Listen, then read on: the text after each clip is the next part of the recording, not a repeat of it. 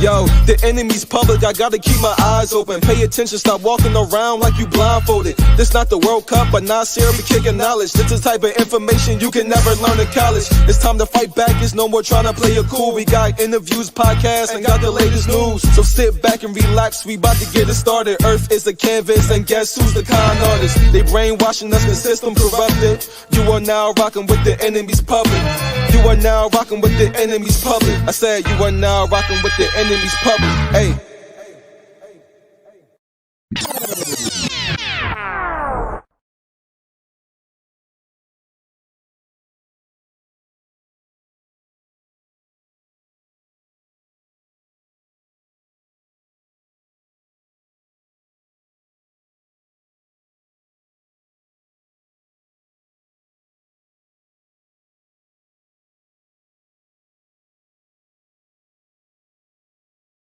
That usury was forbidden. This law did not apply to Jews.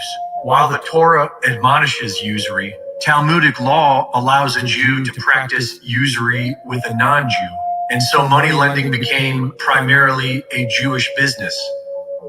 Over the years, usury became more accepted in Western society, and we've changed the definition with the addendum of charging interest at an excessive rate. In the 17th century, the Bank of England began issuing paper fiat money. This gave the banks the ability to simply print money out of thin air.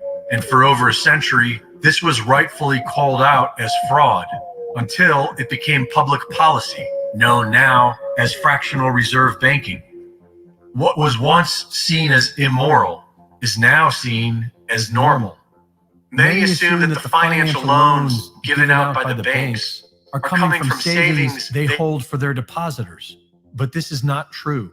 When someone takes out a loan, the bank creates new money out of thin air and then charges the person interest to borrow it. Fractional reserve banking allows the banks to legally create 10 times the amount of each deposit. This inflating of the circulating currency devalues that currency and allows the banks an opportunity to profit dramatically.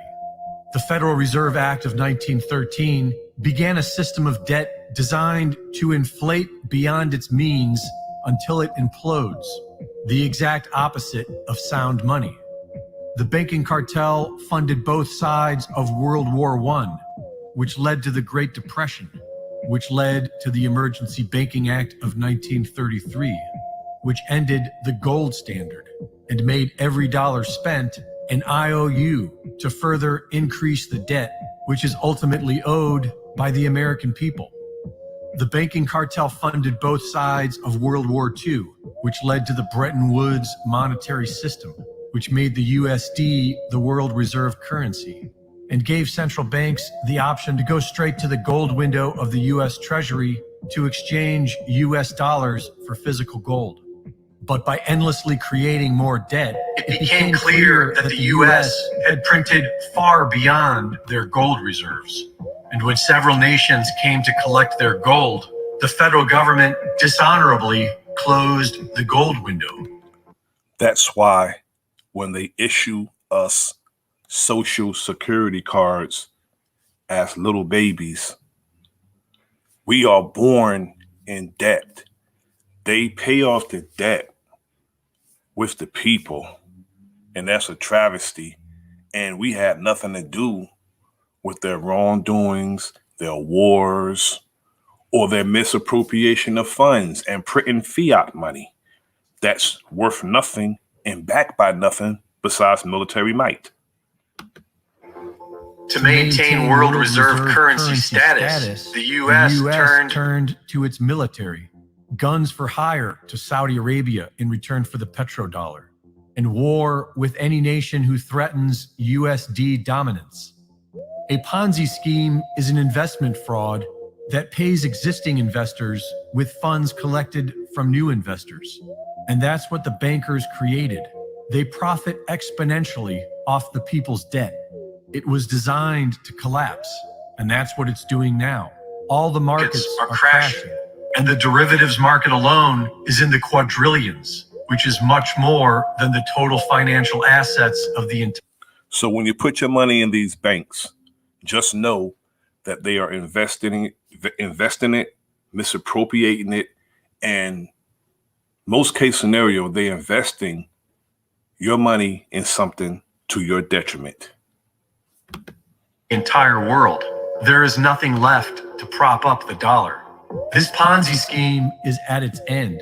What that means is that the money you have in the banks will disappear.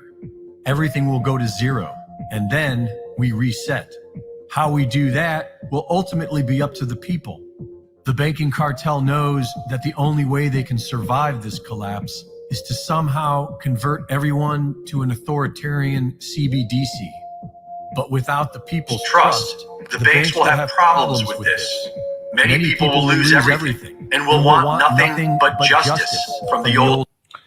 This currency like Bitcoin, all this virtual digital money, it's really control. Understand this. People are investing in these Bitcoins and these virtual digital money, yet it's control. Just understand, because of something you say or something you do, your money can be depleted. All of your funds can be depleted. So that's control. That means you have no control of your finances. Nothing is yours in actuality until it's in your hands. The old banking system, but many others will comply. Hard times are coming fast, and if we were smart, we'd prepare. Let the big banks die and create a banking system that serves we the people. Signed in 1787, the U.S. Constitution states that no state shall make anything but gold and silver coin a tender in payment of debts. In 1791, to help pay for the revolution, Congress established the first national bank of the United States. Within a decade, it became evident that taxes were being sent to the crown, and the bank was not renewed. A political battle ensued, which resulted in the formation of America's first two political parties, the Federalists and the Democratic Republicans. The framers of the U.S. Constitution left out any mention of political parties because they saw them as corrupt relics of the British Crown's. Did you hear that? The Democratic Republicans. Yeah, I used to call them Republicrats because they are the left wing and the right wing on the same unclean and hateful bird. Thomas Jefferson warned the United States government that turned into a corporation to not get involved with the bankers. He said it straight up that getting involved with the bankers will ultimately destroy the financial system and the entire nation, because the nation turned into a corporation. Divide and conquer system. The second central bank was chartered in 1816 and shut down in 1832 by Andrew Jackson, who wrote that the bank was unauthorized by the Constitution, subversive to the rights of states, and dangerous to the liberties of the people. For nearly a century, America thrived without a central bank, until 1914, when the privately owned Federal Reserve banking system was quietly given power over America's wealth. In 1933, the U.S. government declared bankruptcy, and the Fed shifted to a debt-based economy. And after the U.S. dollar was made the world reserve currency, the entire world became dependent upon debt. A currency backed by nothing but debt and IOUs was doomed to eventually fail from the start, and that day appears to be coming soon.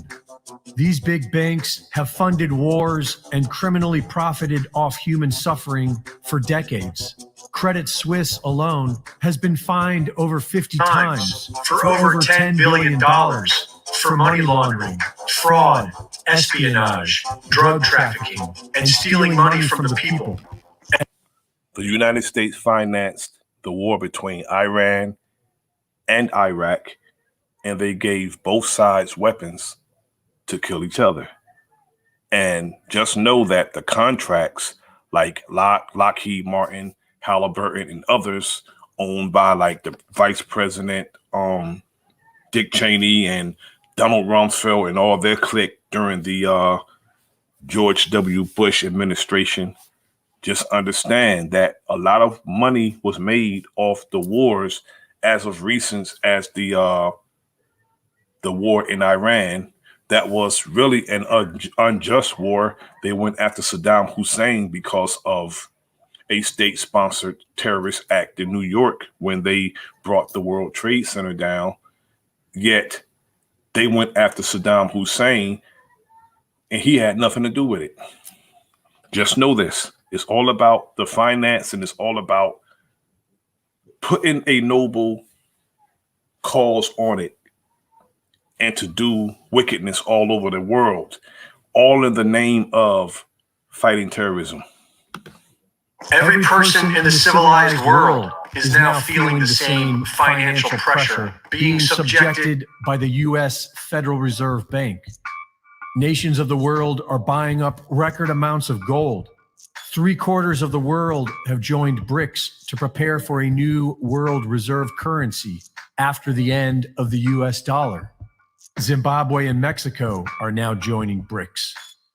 But it's important to remember that the Federal Reserve Bank is operated by BlackRock.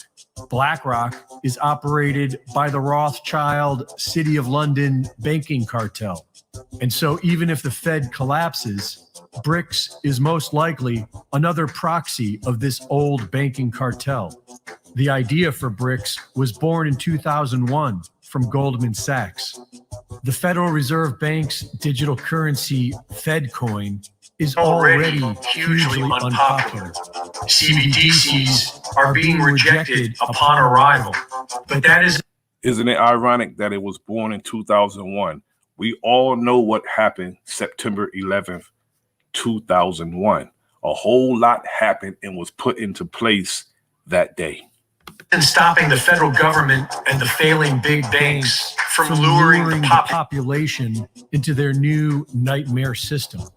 This July, the Federal Reserve Bank will be launching Fed Now and managing practically every transaction made in the United States. Then all they have to do is what the Nigerian central bank just did. Shred. Just imagine, Fed Now will be launched in July. Isn't it ironic? Fed Now will be launched in July when the CEO, inventor of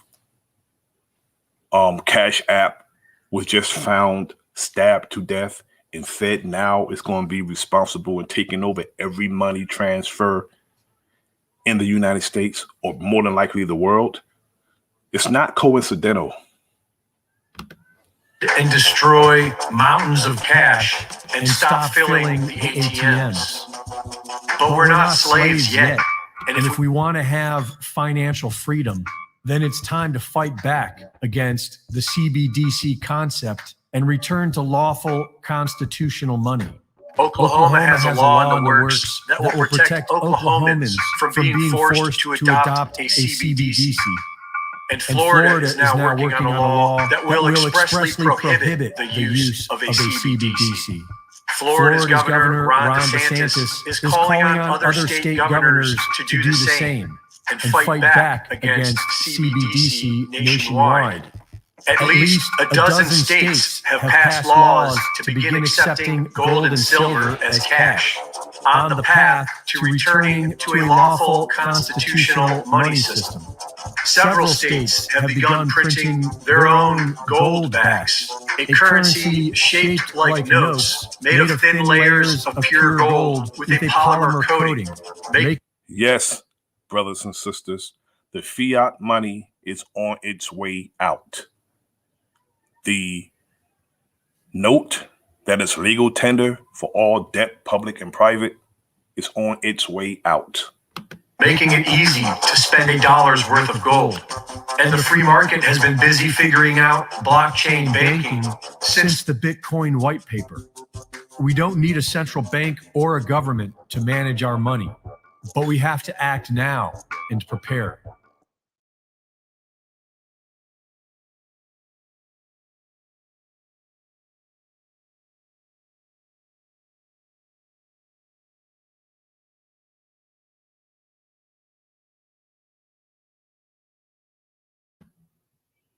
Just know, brothers and sisters, there's something diabolical going on, and that was put in place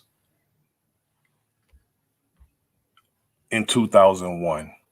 This new world order is a new financial world order also, and it's all a diabolical plan against the people. So if you fail to plan, you are planning to fail.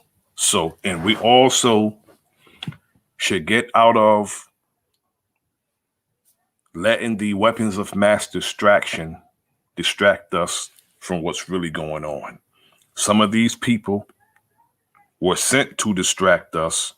I always say, watch both hands, because they might wind the back hand and hit you with the front one. This is the enemy's public.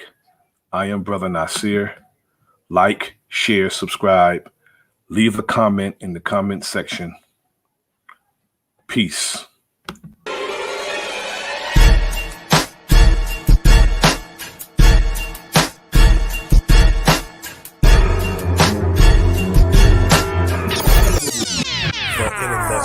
The public.